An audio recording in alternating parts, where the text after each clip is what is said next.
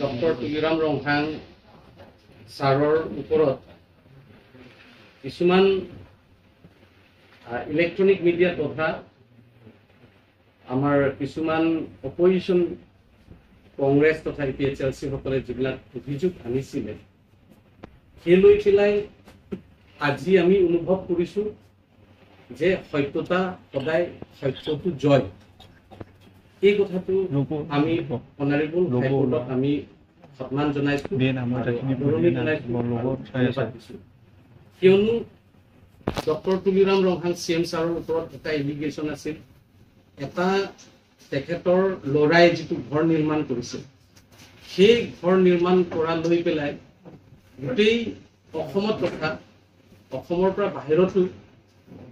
এই নিউজটো লৈ পেলাই বহুতখিনি চেষ্টা কৰা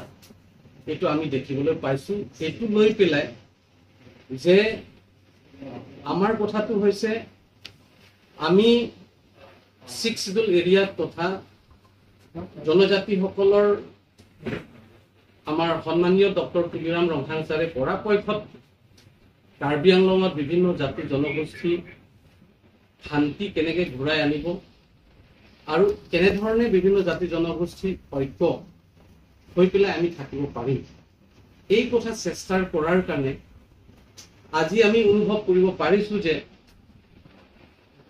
তেখেতৰ ঘৰ নিৰ্মাণ কথাটো যদি আহিব লাগে বুলি যদি কয় তেতিয়াহ'লে আমি ক'ব বিচৰা কথাটো হৈছে অন্য ঘৰতো আনিব লাগে। কেৱল এটা ঘৰত লৈ পেলাই যে ডাঙৰ ডাঙৰ নিউজ বুজোৱাতকৈ তেনেকে ঘৰটো অসমত বহুতখিনি ঘৰ আছে। যেনেকে মই ক'ব বিচাৰিছো কাৰ্বি আংলঙতো কংগ্ৰেছৰ ৰতন ইংতি এতিয়া ex-EM সেই সময়ত কংগ্ৰেছৰ দিনত EM আছিল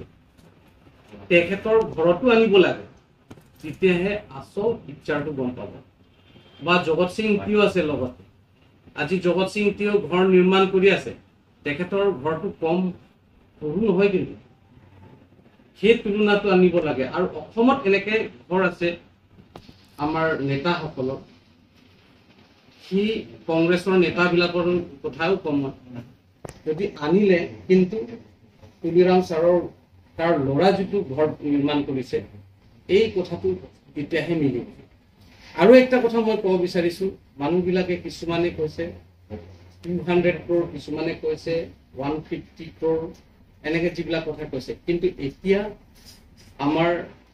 হাইকোৰ্টে সন্মানীয় হাইকোৰ্টে যিটো ৰায়দান দিছে তেখেতক ক্লিন চিট দিছে। আনটো লগতে আৰু একটা কথা আছে তেখেতৰ ওপৰত যে ভুৱা ডক্টৰেট লোৱা সেই কথাটো আমি অনুভৱ কৰা দৰকাৰ। ছাৰে যে পাইছে ছাৰে যেতিয়া CM আৰম্ভণিৰ পৰা যিটো চেষ্টা যে বিভিন্ন জাতি জনগোষ্ঠী ঐক্য আৰু কাৰ্বি আংলঙৰ শান্তি ঘূৰাই অনা আমি অনুভৱ কৰিছো যে যোৱা কংগ্ৰেছৰ দিনত 41 জন কাৰ্বি বুলি এটা বাছত কোন হয় কাৰ্বি কাৰ্বি বুলি চিনাক্ত কৰি হত্যা কৰা আমি দেখিবলৈ পাইছো। সেইটো কংগ্ৰেছৰ দিনত হয় কিন্তু সেই বস্তুটো ন্যায় নাপালে। আজি লাংগুকু নিচিনা জাগাত এটা চাৰ্চৰ ভিতৰতে লক মাৰি পেলাই ঘৰৰ ভিতৰতে 19 জন অন দ্য স্পটতে গুলিয়াই হত্যা কৰিছে আৰু এজন হস্পিটেলত মৰিছে 20 জন হৈছে। তেনেকে আৰু বহুত বিভিন্ন জাতি জনগোষ্ঠীৰ মাজত এটা সংঘাত কাৰ্বি আংলঙত যোনে অনুভৱ কৰিছে হয় সাংবাদিকে হওক বা কোনোবা এজন